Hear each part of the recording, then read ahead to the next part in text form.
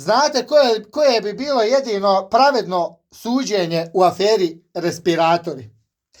Ovo dosadašnje suđenje svakako nema nikakvog smisla. To se oteglo, to se oteže, pred izbore se prekine, pa se nastavi.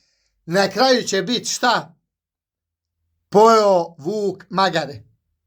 Zato je to trebalo odmah na početku, kad se saznalo za tu aferu, pohvatat sve učesnike, znači i Fadila, i Fikru, i onog Fahrudina, i onu Miličević, i Asima, i Sebiju, i sva ona kodirana imena, saznat o kome se radi, pohvatat i priključit na te respiratore. Fino ih priključimo, koliko, 5 sedmica, moj komšija je bio 5 sedmica na respiratoru. Znači, priključimo ih 5 sedmica i ako preživite, niste krivi. Ako pocrkate, nikom. Vi ste ih kupili. Zato je to trebalo raditi, a ne ovo suđenje 1.000.000 godina, sve to treba platiti. A to oni neće platiti.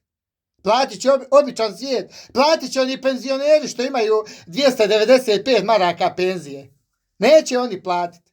I na kraju, zapamtite, dobro šta ću vam reći. Na kraju će se to sve završiti.